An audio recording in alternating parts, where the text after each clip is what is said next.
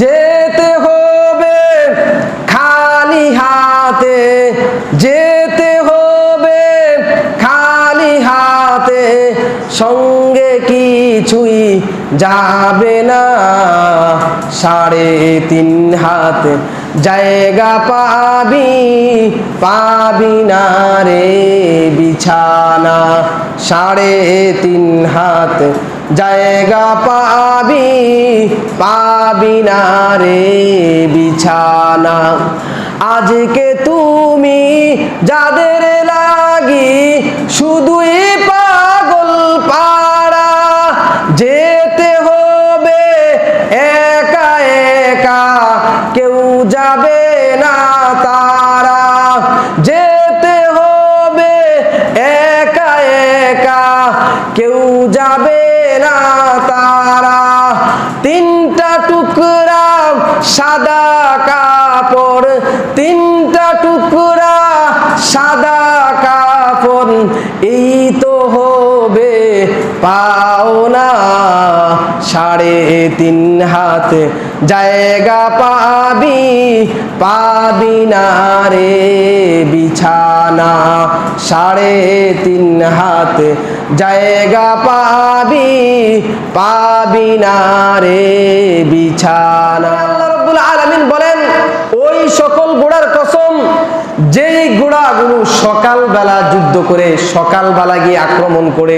কোন সময় আক্রমণ করে? সকালে। কারণ আরবদের একটা প্রচলন ছিল, আরবের লোকেরা রাতের বেলায় যুদ্ধ করতো না। যদি রাত হয়ে যায় বাস যুদ্ধ স্থগিত থাকতো। রাত হয়ে গেলে যুদ্ধ স্থগিত থাকতো। আবার যখন সকাল হইতো, সকাল বেলায় ভোর বেলায় সূর্য যখন উঠতো, সকাল হওয়ার সঙ্গে সঙ্গেই তারা আবার শত্রু পক্ষের উপরে আক্রমণ করে বসত। আল্লাহ বলেন, ফাল মুগীরাতি সুবহা, সকাল বেলায় যেই সমস্ত ঘোড়াগুলো আক্রমণ করে সেই সমস্ত ঘোড়াগুলোর শপথ। ফাআথারনা বিহি নাকআ, দেখেন সকালবেলা যখন আপনারা হাঁটবেন, চলবেন, ফিরবেন, সকালবেলায় রাস্তাঘাটের মধ্যে বালুগুলো দেখবেন জমে থাকে। দুপুরে বা বিকালবেলায় সারাদিনের রোদের কারণে বালুগুলো উত্তপ্ত থাকে। তখন ধুলাবালি আপনি হাঁটলে বা একটু নাড়া দিলে ধুলাবালিগুলো উড়ে যায়। নাড়া দিলে কি হয়? বালু উড়ে। সকালবেলা কিন্তু কি ওঠে না? বালু উড়ে না। কারণ সারা রাত দেখা যায় কুয়াশা পড়ে থাকে, সারা রাত ঠান্ডা থাকার কারণে বালিগুলো জমে থাকে।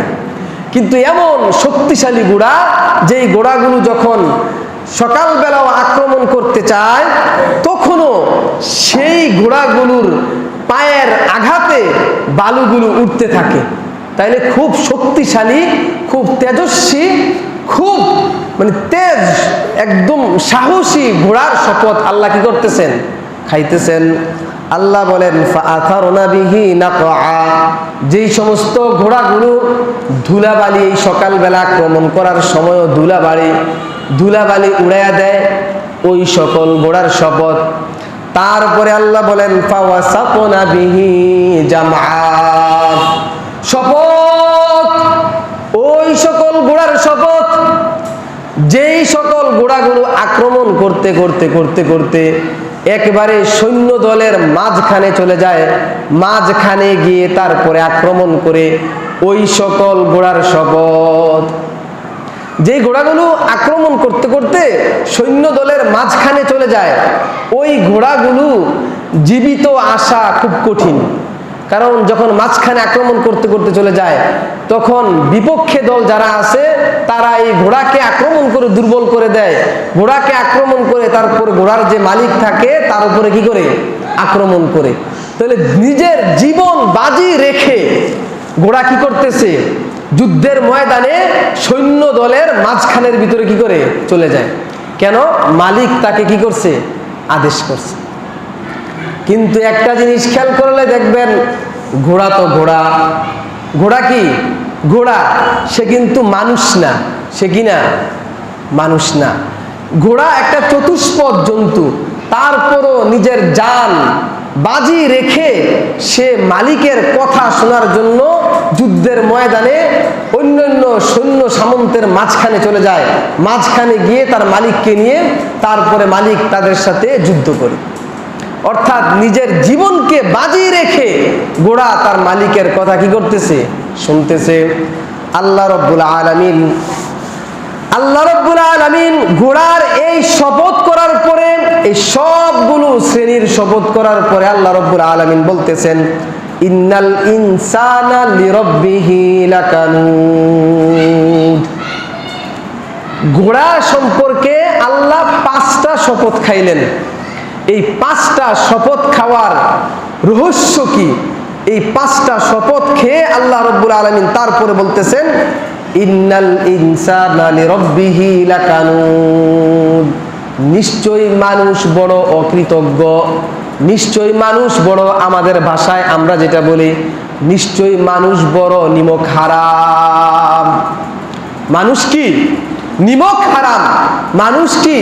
না শুকরি করে, মানুষ অকৃতজ্ঞ, সে তার রবের কৃতজ্ঞতা আদায় করে না। কিন্তু দেখেন ঘোড়া তার মালিকের জন্য নিজের জান বিসর্জন দিয়ে দেয়।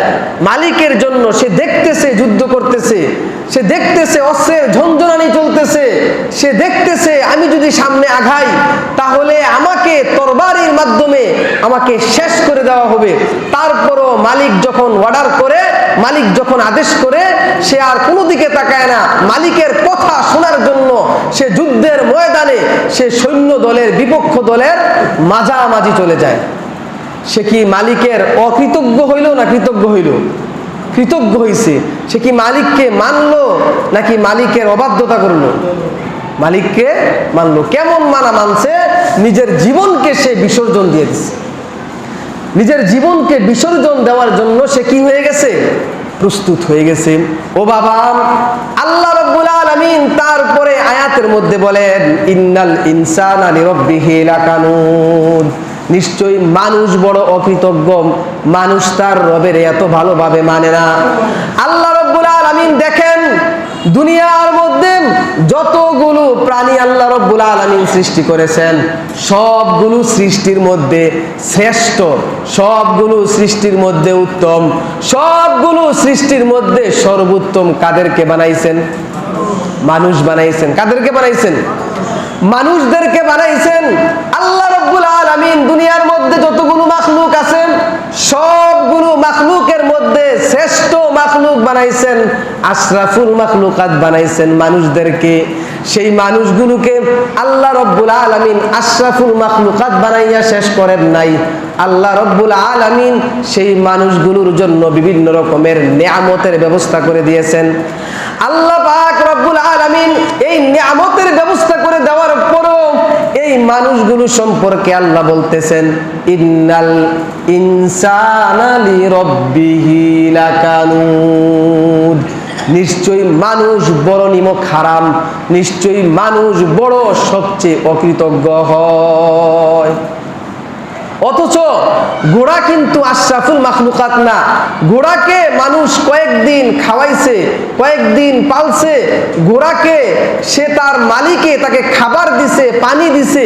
এজন্য ঘোড়া তার মালিকের জন্য যুদ্ধের ময়দানে শত্রু বাহিনীর মাঝখানে গিয়ে নিজের জীবনকে বাজি রেখে, জানকে বিসর্জন দিয়ে মালিকের জন্য, মালিকের কল্যাণের জন্য, মালিকের অনুগত হয়ে যুদ্ধের ময়দানে ঝাঁপিয়ে পড়ে। ঠিক কিনা বলেন? সেই ঘোড়ার শপথ করে বলতেছেন, সেই ঘোড়ার শপথ করে আল্লাহ বলতেছেন, ইন্নাল ইনসানা লিরাব্বিহি লাকানুদ। নিশ্চয়ই মানুষ বড় নিমক হারাম। বলে হুজুর, মানুষ কিভাবে আল্লাহর নিমক হারামি করে? মানুষ কয়েকভাবে আল্লাহ রাব্বুল আলামিনের নিমক হারামি করে। ওয়া ইন্নাহু আলা যালিকা লাশাহীদ, ওয়া ইন্নাহু আলা যালিকা লাশাহীদ। মানুষ যে তার রবের নিমক হারামি করে, এটার জন্য আলাদা করে কোনো সাক্ষী প্রয়োজন নাই। প্রত্যেকটা মানুষ তার নিজের উপরে সাক্ষী, প্রত্যেকেই সাক্ষী। আল্লাহ রাব্বুল আলামিন নিয়ামত দিবেন, যখন আল্লাহ তাকে কোনো নিয়ামত দেন তখন সে আল্লাহর কথা স্বীকার করে না যে আল্লাহ আমাকে নিয়ামত দিবেন। নিয়ামত পাওয়ার পরে এই মানুষ সে বলে আমার পীর বাবার উসিলায় না আমি এটা পাইছি, ঠিক কিনা বলেন? আমার বাবার উসিলায় পাইছি, পীরের উসিলায় পাইছি, মুর্শেদের উসিলায় পাইছি, গাউসের উসিলায় পাইছি, কুতুবের উসিলায় পাইছি। এই প্রথম নিয়ামত পাইয়ায় আল্লাহর নাশুকরিয়া করে কিনা বলেন? অনেক সময় 1 নাম্বার নাশুকরিয়ার করার কারণ, 2 নাম্বার মানুষ যে আল্লাহ রব্বুল আলামিনের নিমক হারামি করে, আল্লাহ রব্বুল আলামিন তাকে সব রকমের নিয়ামত দিলেন। এই নিয়ামত পাইয়া সে আল্লাহ রব্বুল আলামিনের ইবাদত বন্দেগীর মধ্যে থাকার কথা। এই নিয়ামত পাইয়া সে সদা সর্বদা আল্লাহ রব্বুল আলামিনের কাছে আনুগত্য হওয়ার কথা। এই নিয়ামত পাইয়া সে সদা সর্বদা আল্লাহ রব্বুল আলামিনের কুদরতি পায়ের মধ্যে সাজদায় পড়ে থাকার কথা। কিন্তু এই নিয়ামতটাকে মানুষে গিয়ে আল্লাহ রব্বুল আলামিনের নাফরমানির মধ্যে গিয়ে লিপ্ত হয়ে যায়, ঠিক কিনা?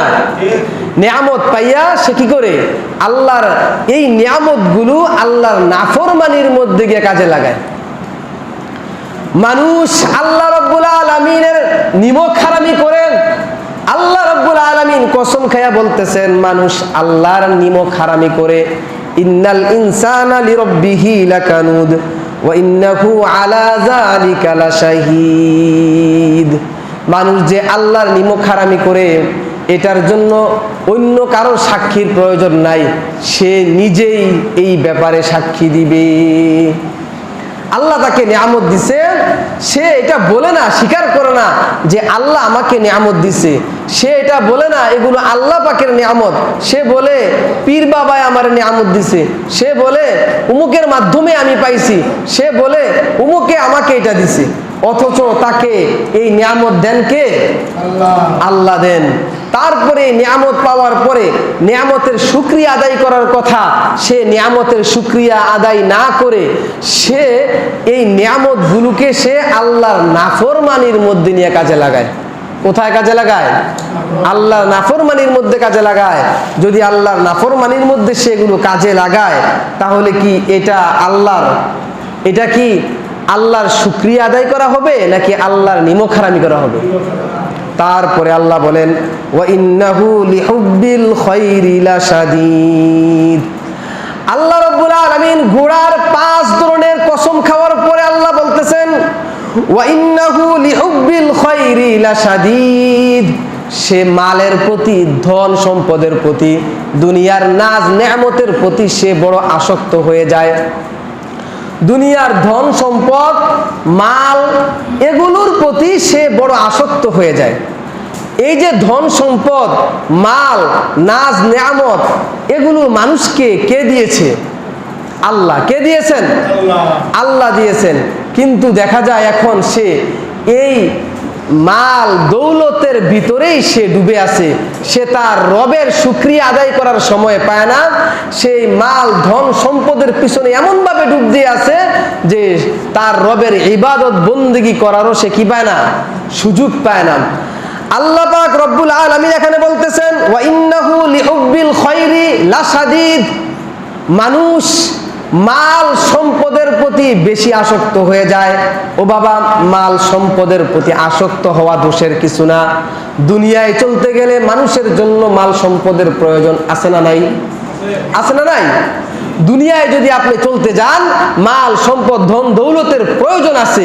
কিন্তু ধন দৌলত আপনি কামাই করতে গিয়ে, ধন দৌলত উপার্জন করতে গিয়ে আপনি যদি আপনার রবকে ভুলে যান, আপনি যদি আপনার আল্লাহকে ভুলে যান, আল্লাহর নাফরমানের মধ্যে লিপ্ত হয়ে যান, এটা বড় ভয়ঙ্কর বিষয়। এটা বড় কি ভাই? ভয়ঙ্কর এবং ভয়ানক বিষয়।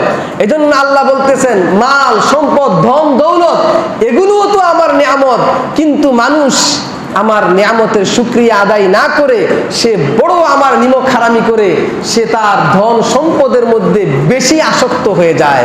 বেশি কি হয়ে যায়? আসক্ত হয়ে যায়। তাহলে ধন সম্পদের দিকে বেশি আসক্ত হওয়া যাবে। তারপরে আল্লাহ রাব্বুল আলামিন বলেন, আফালা ইয়ালামু ইযা বু'থিরা মা ফিল কুবুর। মানুষ কি জানে না এই ধন সম্পদ নিয়ে সে কবরের মধ্যে যাইতে পারবে না? মানুষ কি জানে না এই ধন সম্পদ নিয়ে সে কবরের মধ্যে উঠতে পারবে না। একজন মানুষ দুনিয়ার মধ্যে যখন দুনিয়ার মধ্যে থাকে তখনই তার ধন সম্পদের প্রয়োজন হয়। দুনিয়া থেকে যখন মানুষ চলে যায় ধন সম্পদগুলো সে সব কিছু দুনিয়ার মধ্যে রেখে তারপরে কবরের মধ্যে যাইতে হয়, ঠিক কিনা? নাকি ধন সম্পদ নিয়ে কবরের মধ্যে যাওয়া যায়? 3 টুকরা সাদা কাফন ছাড়া কবরের মধ্যে যাওয়া যায়? যেতে হবে খালি হাতে, যেতে হবে খালি হাতে, সঙ্গে কিছুই যাবে না। 3.5 হাত জায়গা পাবি, পাবি না রে বিছানা। 3.5 হাত জায়গা পাবি, পাবি না রে বিছানা। আজকে তুমি যাদের লাগি শুধুই পাগল পাড়া, যেতে হবে একা একা, কেউ যাবে না তারা। যেতে হবে একা একা, কেউ যাবে না তারা।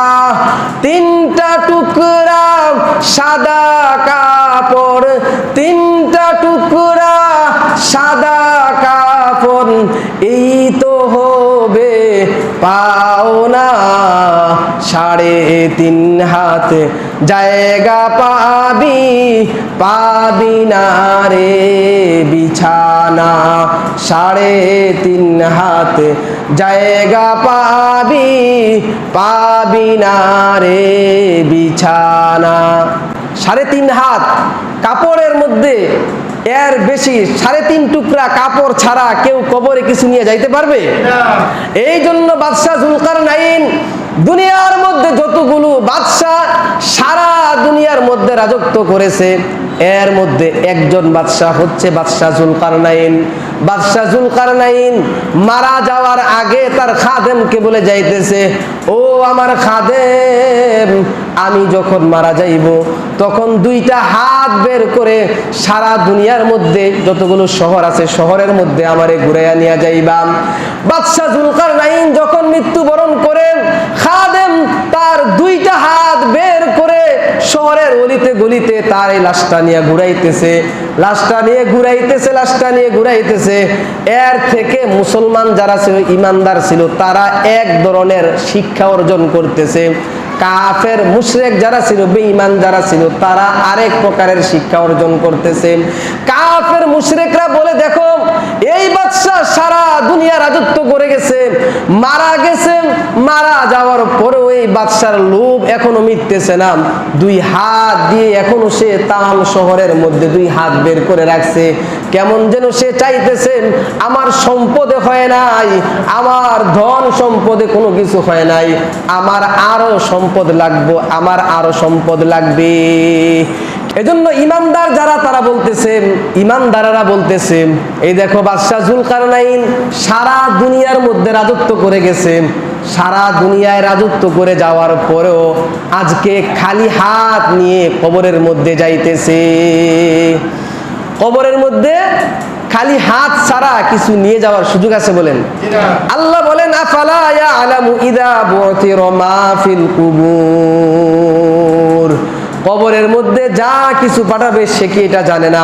ওয়া হুসিলা মা ফিস সুদুর, মানুষের ভিতরে যা কিছু আছে সব কিছু সেদিন প্রকাশ করা হবে। মানুষের আমল নামার মধ্যে যা কিছু আছে সেদিন তার জন্য সব কিছু প্রকাশ করা হবে। ইন্না রাব্বাহুম বিহিম ইয়াউমা ইযিল লাখাবীর, সেদিন আল্লাহ রব্বুল আলামিন রব্বাহুম বিহিম ইয়াউমা ইযিন লাখাবীর, তাদের রব তাদের সম্পর্কে যা কিছু আছে সব কিছু আল্লাহ রব্বুল আলামিন জানেন, সবাইকে অবগত করে দিবেন। এখানে আল্লাহ রাব্বুল আলামিন এই সূরাটা বলে যে জিনিসটা বান্দাকে বোঝানোর চেষ্টা করেছেন সেটা ক্লিয়ারলি আপনারা বোঝার চেষ্টা করেন। আল্লাহ বলতেছেন দেখো এমন ঘোড়া আছে, ওই ঘোড়াগুলোর শপথ করে আমি বলতেছি তোমাদেরকে, কিছু ঘোড়া এমন আছে যুদ্ধের ঘোড়া, এদেরকে যুদ্ধের জাহাজ বলা হয়। আগের যুগের মানুষ ঘোড়া দিয়ে যুদ্ধ করত, এখনো বিভিন্ন সৈন্য সামন্তের মধ্যে এই ঘোড়াগুলো আছে, বিভিন্ন দেশের মধ্যে এই ঘোড়াগুলো পালে, কারণ যুদ্ধ করতে গেলে এই ঘোড়াগুলোর খুব প্রয়োজন হয়। এমন উঁচা উঁচা পাহাড় থাকে, বিভিন্ন রকমের উঁচা উঁচা বিল্ডিং থাকে, বিভিন্ন জায়গায় পাথরের জায়গা থাকে, সেই জায়গাগুলো মানুষের এই শক্তি সাহস নাই সেই জায়গাগুলো অতিক্রম করে যুদ্ধ করবে, কিন্তু সেই জায়গাগুলো অতিক্রম করেও ঘোড়া তার মালিককে নিয়ে যুদ্ধের ময়দানে চলে যায়। অর্থাৎ মালিক তাকে যেভাবে বলে সেভাবেই সে নিজেকে কি করে প্রস্তুত করে, যেভাবে বলে সেভাবে সে নিজের জীবন দেওয়ার জন্য প্রস্তুত হয়ে যায়। সে আশরাফুল মাখলুকাত না, সে সাধারণ একটা পশু, কিন্তু আমি মানুষকে আশরাফুল মাখলুকাত বানাইলাম, তাকে আমি আকল দিলাম, তাকে আমি বিবেক বুদ্ধি দিলাম, তাকে আমি আমার সব রকমের নিয়ামতগুলো দিলাম, হাত দিলাম, চোখ দিলাম, নাক দিলাম, কান দিলাম, জিহ্বা দিলাম, জবান দিলাম, মানুষের শরীরের বাহিরেও তাকে আমি শ্বাস প্রশ্বাস দিলাম, আগুন দিলাম, পানি দিলাম, সব কিছু নিয়ামত আমি মানুষের জন্য সহজ করে দিলাম। পানি আপনারা সবাই জানেন আজকে 1 লিটার পানির দাম 20 টাকা। যদি প্রত্যেকটা মানুষ এভাবে 1 লিটার পানি 20 টাকা 20 টাকা 20 টাকা করে খাওয়া লাগতো, দেখা যায় তো ঘর বাড়ি জায়গা জমিন বিক্রি করে সারা বছর যেই পানি খাইছেন ওই পানির দাম দিয়েও শেষ করতে পারতেন না।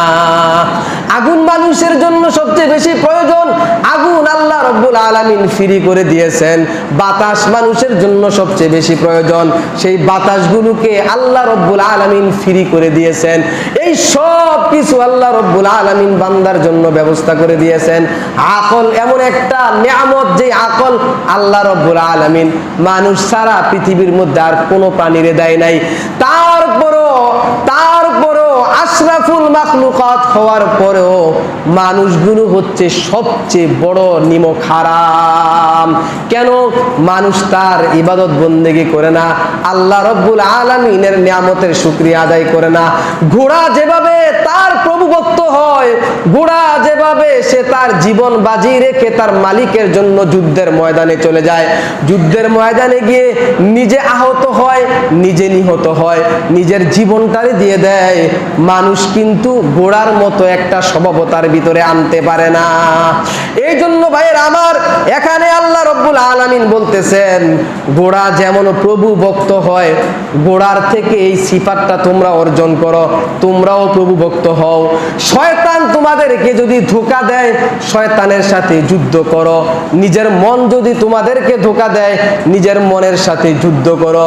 যুদ্ধ করেও হলেও আল্লাহ রব্বুল আলামিনের নিয়ামতের শুকরিয়া আদায় করো, নামাজ পড়ো, রোজা রাখো, হজ করো, যাকাত দাও, ইবাদত বন্দেগি করো, তাসবিহ তাহলিল আদায় করো, জিকির আজকার আদায় করো, কোরআন তেলাওয়াত করো।